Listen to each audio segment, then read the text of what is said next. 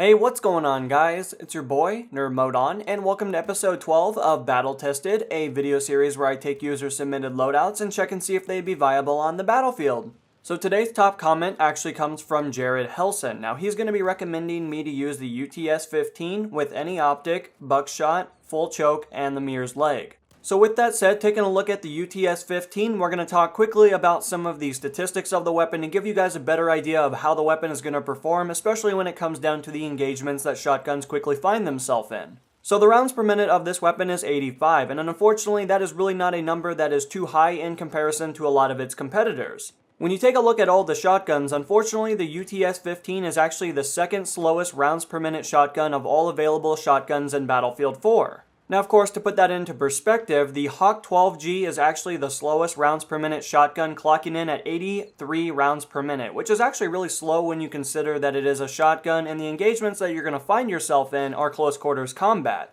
However, with that said, if we decide to take a look at the opposite side of the spectrum, looking at the most rounds per minute for the shotguns, you're actually going to be taking a look at the USAS 12, which of course has 300 rounds per minute. So of course, if you actually take a minute and let that all soak in, that really adds a lot of indiscrepancies for this weapon and really puts it in an interesting position right out of the gate. Now, alongside that information, the UTS 15 does have a velocity clocking in at 300 meters per second, which unfortunately is nothing to write home about. It's actually pretty average in comparison to its competitors. Now, moving right along to the damage model, the UTS 15 does have a maximum damage of 11.2 damage up until 24 meters. However, the minimum damage that this weapon can occupy is 5.6 damage, and that is achieved at 32 meters. Now, it is worth noting that the UTS 15 is permitted with 18 pellets per shotgun shell, which is actually not too bad. That's actually a lot of damage when you do the math, especially when it comes to it, and ultimately it gives you a lot of opportunity to one-shot players. Now, of course, I'm going to quickly talk about some of the negative attributes that have been assigned to this weapon, considering that, unfortunately, it doesn't have a whole lot of great attributes, unlike the negative attributes that are assigned to the UTS 15.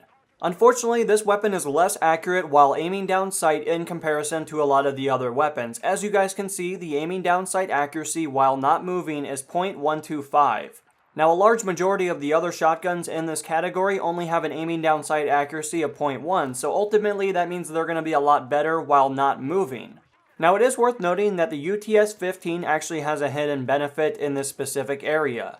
Now, while the UTS 15 may not be the most accurate weapon in comparison to its competitors while standing still, the penalty to one's accuracy while moving, also while aiming down sight, is not as sufficient as some of the other weapons that are penalized a lot more. So this does provide players with a unique ability to kind of strafe left and right while being engaged by somebody as well. So of course this is something that you can keep in mind, but I would still recommend that you try to stay still while firing the weapon. Now, of course, a large majority of you guys will use shotguns in a manner that is fairly aggressive. You won't be trying to sit in a corner and wait for the opposition to come to you, considering that they are known to be very close quarters weapons. As a due result of this, many players will find themselves jumping around corners to try to kill one or two players in the process, or at least try to get the jump on the other player. Now, it is worth noting that the recoil on this weapon is a lot greater in comparison to some of the other weapons, but recoil for shotguns is really not a main primary factor that a lot of players take a lot of time to invest their time into. The primary mentality behind this is because you're not using a fully automatic weapon, so you're not experiencing the recoil in a greater value in comparison to when you're using a shotgun with only one shell per trigger pull. So in this particular case, recoil compensation is really not a big deal. No matter if you're playing on PC or console, you're really not going to experience the recoil that is going to be present by this current weapon. This still permits you the ability to be fairly aggressive as a due result of not having to quickly compensate for recoil while acquiring new targets on the run.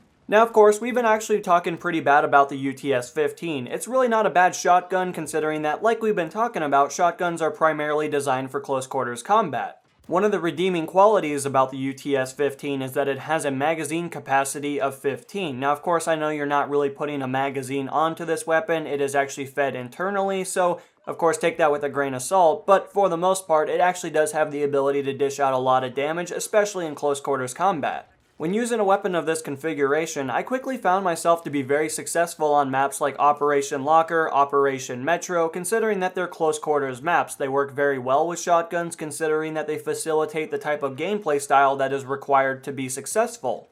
Unfortunately, in Battlefield 4, there really are not a whole lot of maps that are very well suited for shotguns. Unfortunately, you'll find a lot of these players on the maps that I just listed, such as Operation Locker and Operation Metro. Now, that is not to say that you can't be successful while camping in an elevator on Siege of Shanghai or doing something of the equivalency. However, you'll quickly find yourself outgunned and in engagements that are not very suitable for a shotgun if you decide to navigate away from those positions of power. Now, considering that the shotguns in Battlefield 4 have had many alterations done to them, if you guys decide to go back through and check out the patch notes, you'll quickly find that almost every patch that DICE officially released almost has alterations done to at least one of the shotguns. Now, even at this point, the shotguns are fairly inconsistent when it comes down to the damage that they can occupy.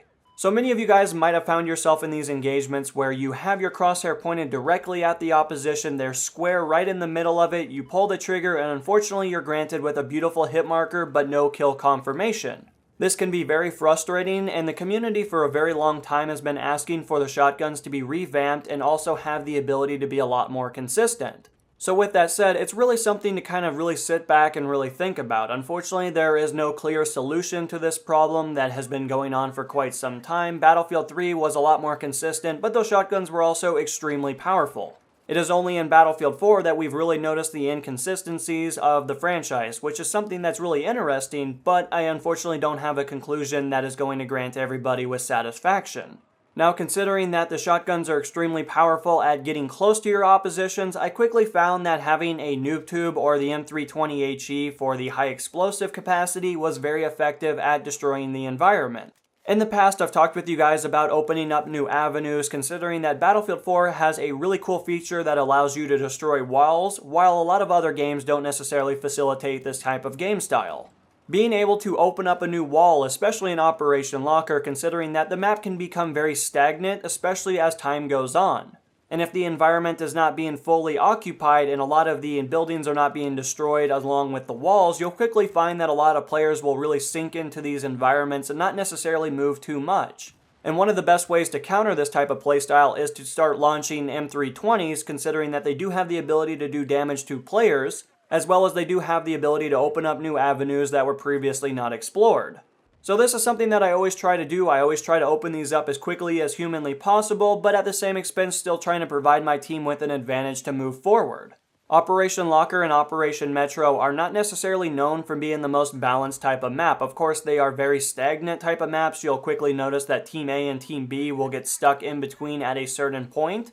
And in many cases, a lot of them actually won't navigate too far away from those centralized points as well. So of course, being able to flank is going to be one of your best benefits, considering that you'd be very surprised how many people are not paying attention. And as a result, you'll be able to reap in the benefits while opening up new avenues that were previously blocked off. Now I'm going to quickly talk just a little bit about our secondary weapon, which is the mare's leg. Now in this particular case, we really didn't have a whole lot of attachments for it. It wasn't labeled to have any, so I decided to opt for the iron sights, which are very bad, especially when it comes down to Battlefield 4. The weapon is really nothing to get overly excited about. It's a very iconic weapon. It has a very interesting look to it in terms of the overall design.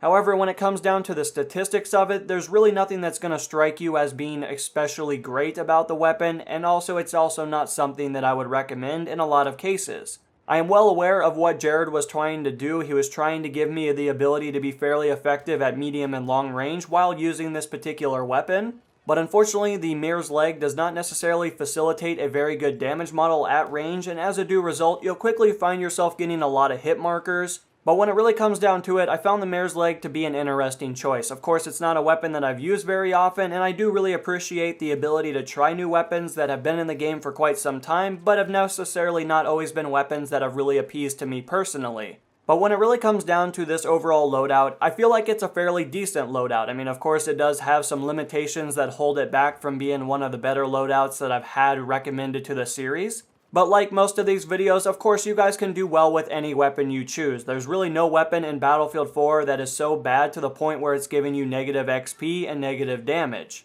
And as a result of me saying that, I feel like you guys can do great with every weapon. Of course, there are some weapons that have attachments that decrease the effectiveness of them, but ultimately a lot of you guys recommend weapons that are fairly decent for the Battlefield franchise. and facilitate a gameplay style that I can usually agree with. So in this particular case, having a weapon that is a shotgun that is outfitted for close quarters combat actually works fairly decent, and for the most part, I feel like you have created a weapon that is going to be very annoying to fight against, and is going to yield you a lot of XP as well as a lot of kills for your overall kill-death ratio for pushing the objectives. But anyway guys, that's really all the information I have for you. Of course, if you guys would like to leave a loadout request for the next video, use a similar format as this gentleman. And until the next episode guys, this has been an MO, and I'm going to be signing out guys. Peace.